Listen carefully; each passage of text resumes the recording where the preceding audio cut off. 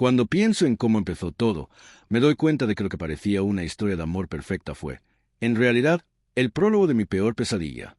Conocí a Marcos una noche cualquiera, en una cena de amigos. Era de esas reuniones improvisadas en las que no esperas nada, pero que cambian tu vida sin aviso. Él llegó tarde, con una sonrisa desarmante y una forma de hablar que parecía escrita para enamorar. Me miró, me saludó con naturalidad y, sin saber cómo, acabamos conversando durante horas. Me hizo reír. Me escuchó, me miraba con una atención tan intensa que me sentía especial. Al principio pensé que solo era amable. Pero esa misma noche, cuando me escribió para decirme que había sido el mejor rato de su semana, sentí una emoción que no recordaba haber experimentado antes. Durante los días siguientes, su presencia se volvió constante. Mensajes por la mañana, llamadas por la noche, detalles inesperados. Me hacía sentir vista, valorada, deseada. Mis amigas decían que era demasiado bueno para ser verdad. Pero yo estaba tan ilusionada que no quise escuchar. Marcos parecía tener todo bajo control. Un buen trabajo en una empresa de logística, una familia unida, un sentido del humor impecable. A los pocos meses ya éramos pareja oficial. Él insistía en que debía conocer a su madre, a sus hermanas, a su mundo. Y así lo hice. Su familia me recibió con los brazos abiertos. Su madre me abrazó como si me conociera de toda la vida. «Por fin traes a alguien de verdad», me dijo con una sonrisa. En ese momento sentí que había llegado a casa. Todo parecía encajar. El cariño, la estabilidad, la promesa de un futuro juntos. Durante el primer año, nuestra relación fue un remanso de paz. No discutíamos casi nunca, y cuando lo hacíamos, él siempre encontraba la forma de hacerme reír. Había aprendido cada uno de mis gestos, sabía cuándo callar y cuándo hablar. Si yo estaba estresada, aparecía con flores. Si estaba triste, cocinaba para mí. A veces me preguntaba cómo era posible que alguien así existiera. ¿De verdad había encontrado al amor de mi vida o simplemente estaba viviendo una fantasía demasiado bonita para durar? Nunca imaginé que la respuesta sería la segunda. Un año después de haber comenzado nuestra relación, Marcos me propuso un viaje sorpresa. Me dijo que necesitábamos desconectar, volver a enamorarnos lejos del ruido. Viajamos a Granada, una ciudad que siempre había querido conocer. Desde el momento en que llegamos, todo fue perfecto. El hotel con vistas a la Alhambra, las cenas románticas, los paseos de madrugada por las calles empedradas. La última noche, subimos a un mirador. El cielo estaba despejado y las luces de la ciudad titilaban como un mar de estrellas. Marcos me abrazó por la espalda y me susurró que tenía algo que decirme. Cuando me giré, estaba de rodillas. Sacó una pequeña caja negra y dentro, un anillo tan brillante que me costó enfocar la vista. «¿Quieres casarte conmigo?», dijo, con esa seguridad que siempre me desarmaba. Lloré, reí, grité que sí. Los turistas que estaban cerca aplaudieron. Era un momento de película. Luego supe que había contratado a un fotógrafo para capturar la escena. Todo estaba cuidadosamente planeado. Esa noche dormí convencida de que el universo me había premiado. Que después de tanto sufrimiento, por fin alguien me había elegido sinceramente. De vuelta en casa, comenzamos con los preparativos. Su familia estaba encantada. Su madre me ayudaba con ideas. Sus hermanas me acompañaban a ver vestidos. Mis padres lo adoraban. Todo parecía perfecto. Pero en medio de esa felicidad empezaron a surgir pequeñas sombras. Marcos recibía llamadas a horas extrañas. Cuando le preguntaba, me decía que eran urgencias del trabajo. Tenía un tono tan convincente que no me atreví a dudar. Pero con el tiempo, esas llamadas se hicieron más frecuentes. En algunas noches, se levantaba del sofá y salía a la terraza para hablar en voz baja. Si yo aparecía, terminaba la llamada de inmediato. Recuerdo una noche en particular. Me acerqué sin hacer ruido y escuché solo unas palabras. «Tranquila, este fin de semana voy». Le pregunté con quién hablaba. Me respondió sin mirarme. «Con mi jefe, amor. Tiene una crisis en la empresa». Sonrió. Yo quise creerle. En el fondo, mi intuición ya me estaba gritando que algo no encajaba, pero estaba demasiado enamorada para escucharla. Con el paso de los meses, sus ausencias se hicieron costumbre. Decía que su madre estaba enferma y que debía visitarla cada fin de semana. Siempre solo. Yo me ofrecía a acompañarlo, pero encontraba una excusa diferente cada vez. Que la casa era pequeña, que su madre se sentía incómoda, que necesitaba tiempo con ella. Empecé a notar algo más. Su familia ya no hablaba tanto de esa madre enferma. Cuando les preguntaba cómo seguía, cambiaban de tema o decían que iba mejorando. Algo no cuadraba. Una tarde, mientras doblaba su ropa, vi que había dejado el teléfono desbloqueado en la mesa. No lo hice con mala intención, pero una notificación apareció en la pantalla. Un mensaje de alguien llamado Amor Corazón Rojo. Mi corazón se detuvo. Antes de que pudiera leerlo, él entró en la habitación. Vio el teléfono, me miró fijamente y, sin decir palabra, lo tomó y salió. Cuando volvió, parecía tranquilo, pero sus ojos delataban nerviosismo. Me dijo que Amor era un compañero de trabajo al que tenía guardado así por una broma interna. Me reí, aunque algo dentro de mí se rompió un poco. ¿Por qué mentir por una tontería así? Las dudas empezaron a crecer como una semilla venenosa. Noté que cambiaba su contraseña con frecuencia, que borraba los historiales de llamadas, que recibía mensajes a horas absurdas. Cuando le pedí explicaciones, decía que era mi inseguridad. Y quizá tenía razón, pero algo en su tono sonaba a manipulación. Un viernes, cuando me dijo que debía salir de viaje por trabajo, le vi empacar la misma camisa que llevaba en nuestras primeras fotos. Me quedé mirando su maleta abierta y sentí una punzada de miedo. Era como si ese viaje significara algo más. No sabía aún qué, pero algo dentro de mí me susurraba que la verdad estaba más cerca de lo que imaginaba, y que no iba a gustarme. Aquella semana fue un infierno. No podía dejar de pensar en Amor Corazón Rojo. Quería creerle, pero cada detalle parecía empujarme hacia la duda. Decidí distraerme, salir con amigas, ocupar mi mente. Sin embargo, la inquietud seguía latiendo en el fondo. Una noche, mientras preparaba la cena, su teléfono comenzó a sonar. Estaba sobre la mesa, vibrando sin parar. En la pantalla apareció un número desconocido. Dudé, pero contesté. Una voz femenina al otro lado dijo: «¿Marcos? Amor, ¿vas a venir mañana o no? Sophie te está esperando». No supe qué responder.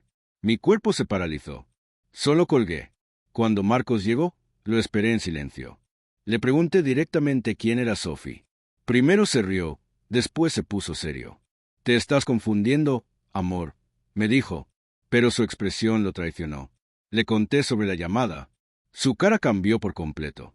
Se justificó con torpeza, que era la hija de un amigo, que lo habían confundido, que era un malentendido. Pero su voz temblaba, y sus manos también. Esa noche no dormí. Me pasé horas repasando cada conversación, cada ausencia, cada mentira disfrazada de ternura. Al amanecer, encendí el ordenador y busqué su nombre en redes sociales. Su perfil era cerrado, pero encontré una foto en la que estaba etiquetado por una mujer llamada Lucía R. En la imagen, Marcos abrazaba a una niña de unos 5 años. La descripción decía: «Papá y Sophie, el mejor día del mundo, 2 corazones». El corazón me dio un vuelco. El hombre que dormía en mi cama, que me había pedido matrimonio, que me decía que me amaba, tenía otra vida. Y lo peor de todo era que yo era la intrusa en su historia. No fui directamente a gritarle. No soy ese tipo de persona, aunque por dentro ardía. Guardé silencio durante horas, observándolo como si de pronto fuera un desconocido que hubiese irrumpido en mi casa. Marco se movía por el piso con esa seguridad que antes me parecía tierna y ahora se me clavaba como una astilla. Preparó café, tarareó una canción, preguntó si quería que pidiéramos algo para cenar, y yo asentí, intentando contener la avalancha. Esperé a que hubiera ruido. Plato sobre la mesa, un tibio olor a comida que disimulara el peso de mis palabras. Entonces solté el primer hilo. «¿Quién es Lucía?», pregunté, mirando el borde de mi plato, no sus ojos. Él se detuvo un segundo. Casi imperceptible, pero se detuvo. Luego sonrió con esa sonrisa práctica que siempre le funcionó. Dijo que era una amiga de la infancia, que todos tenían fotos de cuando se juntaban, que qué cosas más raras encontraba el algoritmo. Apreté los labios. No le hablé de la descripción, no todavía. Preferí observar cómo completaba el teatro. «¿Y Sophie?», añadí. Esta vez no hubo sonrisa. El silencio no fue largo, pero fue suficiente para desnudarlo. Dijo algo sobre la sobrina de un primo, sobre un bautizo, sobre una confusión, todo apilado sin aire como una torre torcida que se derrumba por su propio peso. Lo dejé hablar. Me fijé en sus manos. Temblaban en el gesto de servir agua. Ese fue mi primer indicio físico de que la verdad no estaba de su lado. «Quiero ver tu móvil», dije, por fin, con una calma que no sabía que tenía. Me miró como si yo hubiese pronunciado una blasfemia. Lo guardó en el bolsillo sin apartar la vista de mí. Dijo que no confiaba en la gente que pedía teléfonos, que la confianza no se demostraba invadiendo la intimidad, que mi inseguridad estaba cruzando líneas. Me encogí de hombros. Pensé que, si la intimidad servía para esconder una doble vida, entonces ojalá no existiera. Esa noche esperé a que se durmiera. Respiraba profundo, pesadamente, agotado, quizá de sostener tantas mentiras. El móvil, como siempre, bajo la almohada. Di un paso, dos. No pude. Hay cosas que uno no hace por dignidad o por miedo al espejo. En mi caso, fue por una mezcla de asco y compasión por mí misma. No quería convertirme en lo que necesitaba que fuese para justificar su relato, una loca controladora. A la mañana siguiente, Marcos salió temprano. Beso en la frente. Promesa de una cena juntos. Un «te amo» que me sonó a frase heredada de otro guión. Cuando cerró la puerta, todo el departamento quedó suspendido en un silencio contenido. Una calma de antes de tormenta. Encendí el ordenador, volví a las fotos de Lucía. Abrí las etiquetas, salté de un perfil a otro como quien esquiva piedras en un río oscuro. En una imagen capturada en un parque, mi prometido, cargaba a la misma niña de la foto anterior. La fecha era reciente, el comentario anodino. Domingo de familia. Había me gusta de primos, de tías, de amigos. Nadie parecía escandalizado, nadie confundido. Si había una mentira, no era solo mía, era una mentira socialmente administrada. Le escribí a una amiga en común, Diana, de esas personas que escuchan más de lo que dicen. Le pregunté, sin rodeos, si conocía a Lucía. Tardó. Cuando por fin respondió, dijo, «Mejor habla con Marcos. Yo no quiero meterme». Sentí un vacío tan grande que tuve que sentarme. No quería meterse. ¿Cuánto sabía, entonces? ¿Cuánto habían callado por él? Por costumbre, por comodidad. Pasé la tarde reuniendo migas, recibos en la bandeja de entrada, un correo de confirmación de un hotel en una ciudad donde, supuestamente, vivía su madre enferma, una transferencia periódica con concepto S, una foto borrosa en la que su reloj, ese que yo le regalé, brillaba en la mano de un hombre que empujaba un cochecito. La geolocalización de una historia me dio la última sacudida, el mismo barrio donde Lucía registraba su rutina de parques y cafeterías. Respiré hondo. Escribí un mensaje que borré 3 veces. Al final solo puse, «Marcos, hoy tenemos que hablar». ¿De verdad? No hubo respuesta en horas. El reloj se volvió un animal lento. A las 9 de la noche, la cerradura se movió. Entró. ¿Hablamos?, dije, de pie, con el ordenador abierto como una mesa de pruebas. Durante un momento creí ver al hombre que amaba, cansado, arrepentido, dispuesto a soltar la verdad para no perderme. Pero lo que vino fue otra cosa, un intento frenético de suturar con torpezas, un relato recubierto de eufemismos, migas de verdad pegadas con pegamento barato. Lo dejé hablar, le di cuerda, y cuando terminó, puse frente a nosotros la foto más reciente, la descripción, la confirmación del hotel, el mapa. Noté cómo su rostro se iba quedando sin expresiones disponibles. Entonces, por fin, pronunció una frase que, extrañamente, me calmó. «Te debo la verdad». No supe si estaba lista para escucharla, pero estaba lista para sobrevivirla. Nos fuimos a un banco del parque que queda frente a casa. Él dijo que necesitaba aire. Yo necesitaba un lugar donde, si me derrumbaba, al menos el suelo fuera de tierra. La noche estaba quieta. El rumor de la ciudad transcurría sin nosotros, y por un momento me pareció absurdo que pudiera existir mundo mientras mi vida se descomponía en silencio. Marcos habló primero. Dijo el nombre completo, Lucía Romero. Dijo también Sofía, y esa palabra se me clavó como una aguja dulce. No la llamó Sophie como las fotos, quizás en su diccionario íntimo ese diminutivo era inviolable. Contó que Lucía la conocía desde antes que a mí, que se había embarazado cuando las cosas no estaban claras, que él intentó hacerse cargo a su manera. En un punto casi pidió aplausos, nunca les faltó nada. Me forcé a mantener la voz en su sitio. ¿Vivís con ellas?, pregunté, sin rodeos. Él tardó. Miró una ventana iluminada, como buscando una señal. Luego dijo que no todo el tiempo. No vivir, sino estar. ¿Qué significa estar? ¿Salir los viernes con una maleta? ¿Lavarte los dientes en 2 baños? ¿Dormir a una niña que te llama papá y luego despertar al lado de otra mujer que te llama amor? La gramática de los cobardes tiene verbos elásticos. ¿Por qué me pediste que me casara contigo? Pregunté. Su respuesta fue una pieza de museo. Porque te amo. Me eché hacia atrás. Quise reír, quise gritar. ¿Qué clase de amor convive con una mentira meticulosa? ¿Qué amor se alimenta de dos mesas? En algún manual viejo leí que amar es elegir. Marcos había elegido no elegir. Las palabras siguientes fueron una catarata. Que Lucía y él ya no eran pareja como tal, que era por Sofía, que la situación se le había ido de las manos, que yo era lo mejor que le había pasado, que conmigo se sentía él mismo. Sonaba a discurso, a ensayo de espejo. Yo pensaba en pequeño, en la noche de Granada, en el fotógrafo escondido, en el anillo que ahora pesaba en un cajón. Pensaba, sobre todo, en mí. ¿Quién era yo en este triángulo torcido? Una estación de paso, un parche, un bálsamo, la ilusión de una vida asterisco. ¿Lucía sabe de mí? Pregunté. Respiró hondo. Asintió apenas. Dijo que sí, que me conocía de ver, que alguna vez, en una pelea, la había mencionado. Sentí un frío que me subió por los hombros y me caló la nuca. No solo me había engañado él. Alguien allá afuera había armado un mapa de mí, había dicho mi nombre, quizá había tomado mis fotos para compararlas con las suyas. En ese instante comprendí que la traición no estaba hecha solo de cuerpos, estaba hecha de complicidades silenciosas, de pequeños permisos sociales que normalizan lo que a una la desgarra. Quiero ver a Sofía, dije, sin medir. Necesitaba entender qué lugar ocupaba la niña en su tablero. Él se negó. Lo hizo con dulzura, lo cual me ofendió más. No es momento, dijo. No mezclemos. Yo ya estaba mezclada desde el primer día en que me dijo para siempre. Le pedí hechos, fechas, donde había estado cada fin de semana con su madre enferma. Empezó a trazar líneas. Yo marcaba con el dedo los huecos. Aquí no cuadra, aquí tampoco. Esta noche hubo llamadas a las 2 de la mañana. ¿A quién le hablabas tan bajo?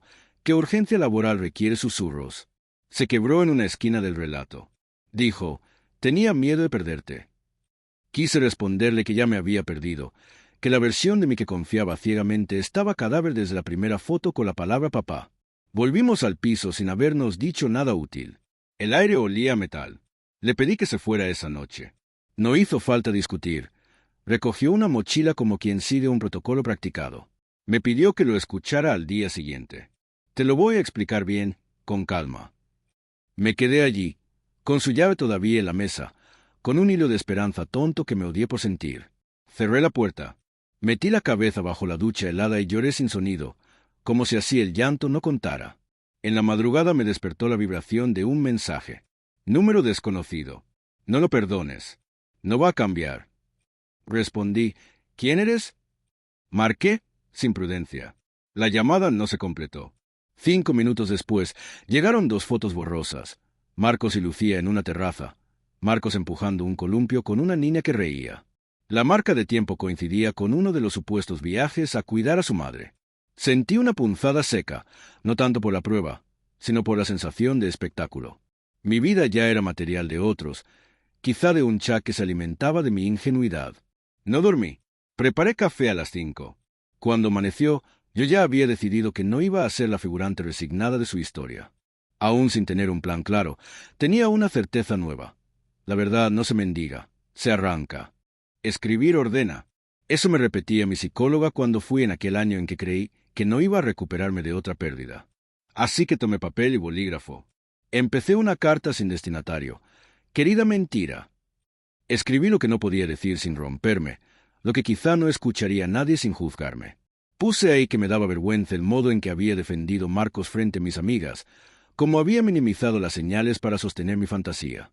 Puse que me dolía más el coro que el solista, su familia, mis conocidos, la normalidad aparente que respiraban las fotos de domingo. Puse que necesitaba recuperar mi propio relato, no para ganar, sino para no perderme. A media mañana, Marcos apareció. No golpeó. Tenía su copia de la llave. La dejó sobre la consola con una teatralidad que me pareció mezquina, como si devolver metal pudiera blanquear la suciedad de lo vivido. Llevaba ojeras. Traía un discurso. Lo vi organizar oraciones como fichas. No pensé que se iba a complicar. Creí que podía ordenarlo. Tú y yo somos distintos. Cada frase una cuerda floja tendida sobre el abismo. No dije nada. Le puse sobre la mesa mis impresiones impresas. sus itinerarios, las confirmaciones, la cronología que armé entre lágrimas y café. Quiero escucharte, dije, al fin, pero no quiero que me hables como si tuviera 5 años. Asintió. Habló de transición, de responsabilidad afectiva con Sofía, de no hacerle daño a Lucía. Yo pensé en mí, en la mujer a la que le habían pedido matrimonio con fotógrafo y luces de ciudad, en la mujer que había sido convertida en sombra de otra casa. Dime la única frase que importa, lo corté. ¿Tenías, o no, otra familia mientras estabas conmigo? Tengo una hija, dijo, y una relación complicada con su madre. No te pregunté por la hija, dije. Te pregunté por la familia. Se mordió el labio. Bajó la vista. Dijo algo que casi no escuché. Sí. Él se cayó al suelo con el peso de una losa. No lloré. No hice nada dramático. Sentí, por primera vez en días, una paz rara. Por fin había dejado de pelear con fantasmas. No sé de dónde saqué la serenidad para ofrecerle un vaso de agua. Tal vez de la corteza dura que se forma cuando el fuego ya arrasó. Me dijo que quería arreglarlo, palabra comodín que nunca supe qué significaba en su boca. Dijo que me amaba, que elegiría lo que tú digas, que rompería con todo si yo se lo pedía. Sentí el eco vacío de esa promesa. No es amor si necesita un ultimátum para existir. No es amor si se negocia con la destrucción de otra. No vas a decidir nada hoy, le dije. Ni yo tampoco. Te vas a ir. Y yo voy a pensar. Se llevó una mano al cabello. La primera lágrima le cayó sin permiso. Me sorprendió no odiarlo. Lo vi humano, pequeño, confuso. Lo vi también responsable de la catástrofe. Se fue con un portazo blando, como si aún no supiera cerrar las cosas del todo. A la tarde, Diana me escribió. «¿Puedo pasar esta noche si quieres?» Le dije que sí. Trajo helado y silencio. Yo hablé. Conté de las fotos, de los mensajes anónimos, de la confesión. Ella me escuchó sin interrumpir. Cuando terminé, respiró hondo y soltó la verdad que me faltaba. Algunos lo sabíamos. La frase fue un ladrillo en el pecho. ¿Quiénes?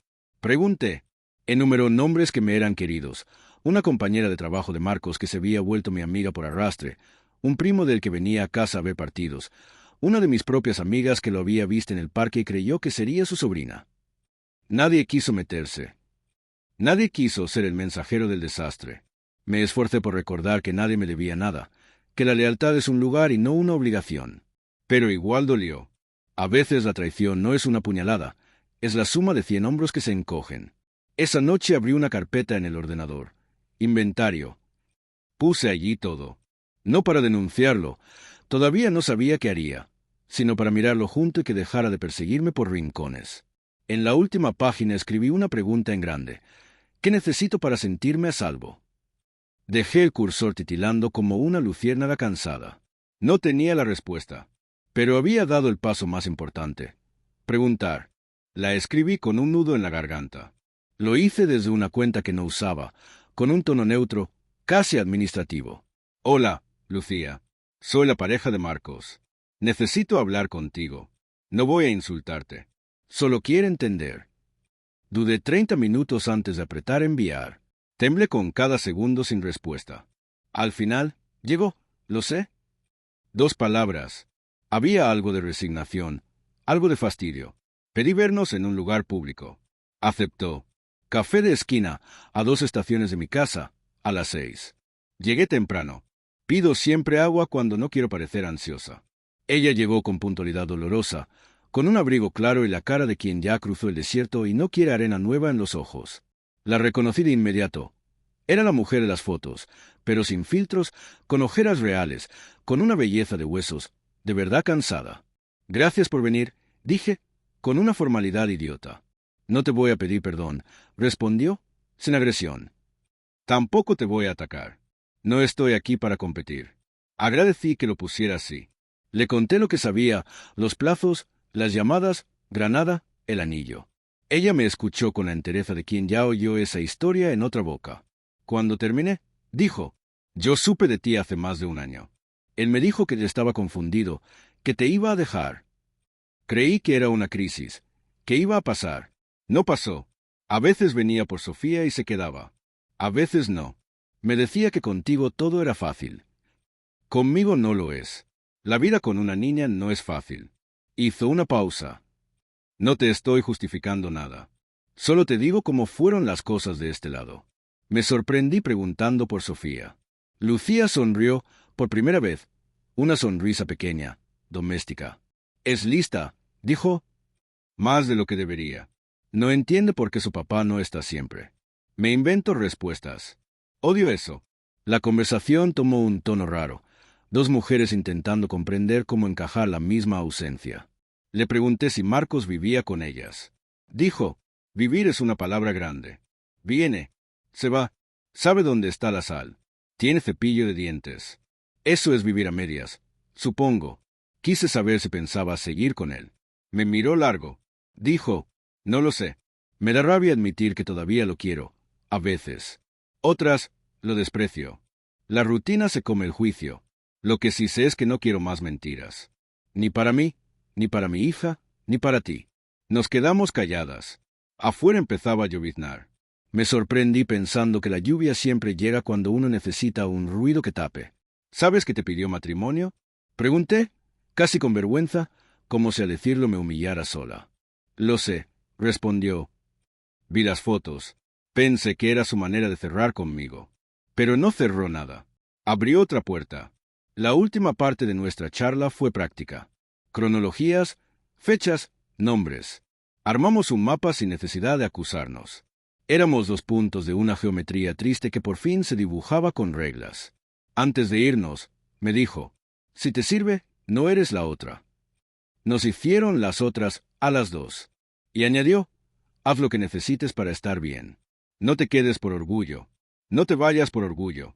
Solo no te mientas». Volví caminando bajo la llovizna. La ciudad parecía más honesta con sus charcos que la gente con sus palabras. En el buzón me esperaba un sobre, la reserva del salón para la boda. Lo sostuve un rato, como quien sostiene un objeto heredado de una vida ajena. Entré al piso.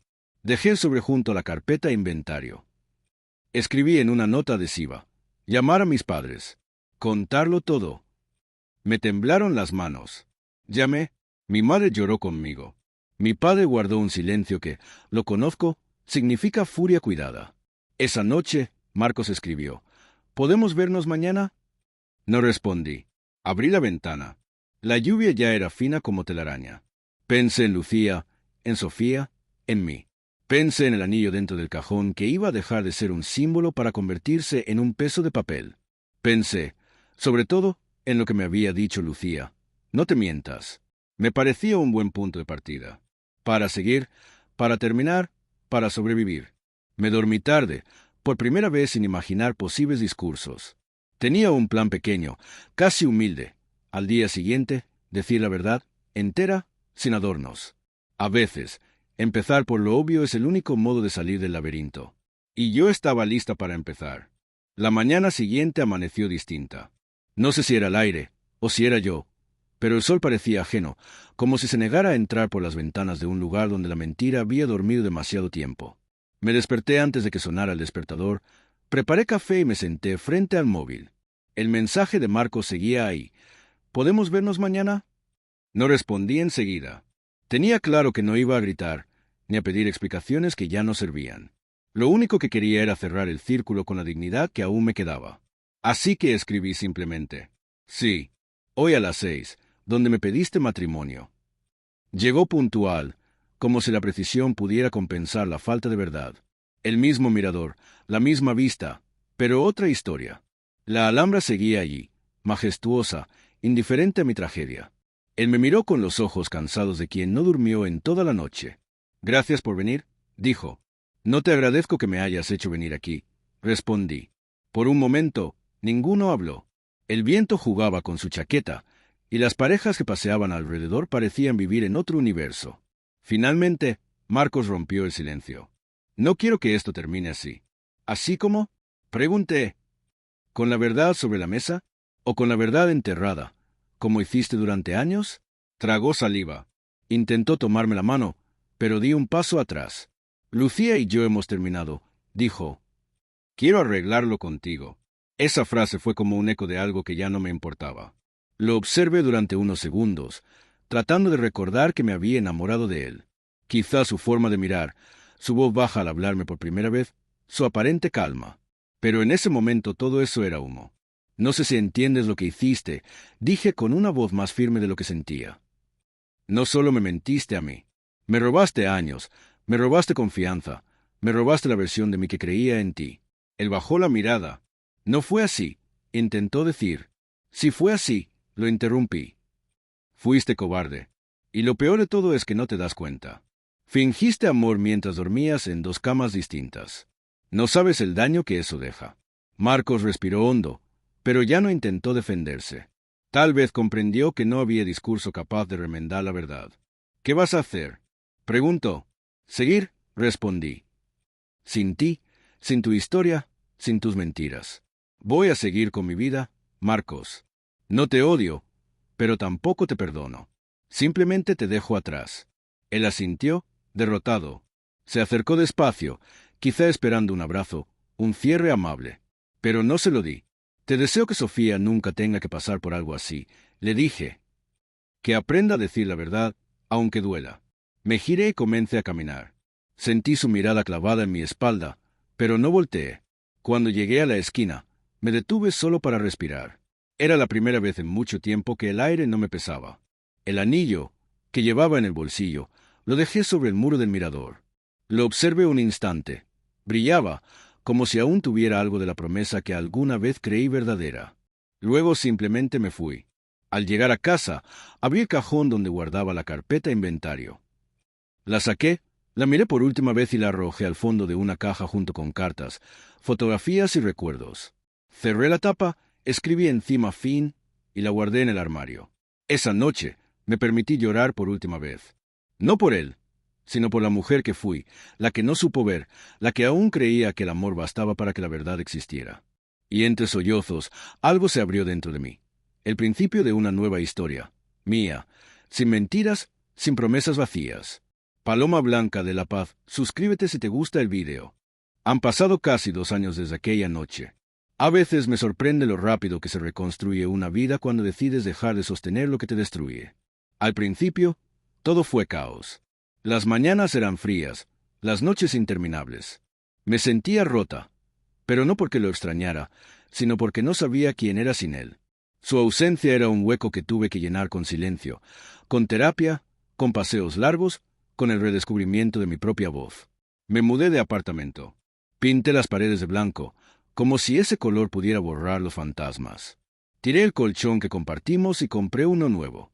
Cambié mis rutinas, mi peinado, mis hábitos. Empecé a escribir, no cartas de desahogo, sino relatos breves sobre mujeres que sobrevivían a amores rotos. Sin darme cuenta, me convertí en una de ellas. Al principio fue difícil no mirar su perfil en redes. Quería saber si seguía con Lucía, si Sofía crecía feliz, si su vida se mantenía en pie. Pero cada intento me devolvía a la misma conclusión. Nada de eso me pertenecía. El pasado no es una herida que se cierra cuando uno quiere, es una cicatriz que aprende a convivir contigo. Un día cualquiera, caminando por el centro, lo vi. Estaba con Sofía. Ella ya era más grande, y lo miraba con una mezcla de admiración y costumbre. Él me vio, y por un segundo nuestras miradas se cruzaron. No hubo odio, ni rencor. Solo el silencio que queda cuando el amor se convierte en historia. Bajé la vista y seguí caminando. Esa noche, al llegar a casa, abrí el ordenador y empecé a escribir esto. No como una queja, sino como testimonio. Porque si algo aprendí de todo aquello, es que el amor sin verdad no es amor. Es una representación frágil que se desmorona con la primera brisa. Aprendí también que la traición no define a quien la sufre, sino a quien la comete. Que perdonar no siempre significa reconciliarse. A veces significa soltar el peso que no te corresponde. Y sobre todo, aprendí a mirarme al espejo sin culpa, sin pensar que hice mal. Porque no hice nada mal. Solo amé a la persona equivocada con la intensidad correcta. Hoy tengo claro que la felicidad no se busca en otro, sino en la paz que deja cerrar una historia con la cabeza alta. A veces, pienso en Sofía y espero que crezca sabiendo que el amor no se mide por las promesas, sino por la honestidad. Y si algún día Marcos recuerda todo lo que perdió, deseo que no sea con dolor, sino con la comprensión de que mentir es una forma de perderlo todo. Apago la luz, cierro el portátil y respiro profundo. La vida sigue, y, aunque duele, hoy sé que estoy viva de verdad, sin fingir, sin ocultar, sin compartir el corazón a medias. Bocadillo de diálogo, suscríbete si te gustó el vídeo.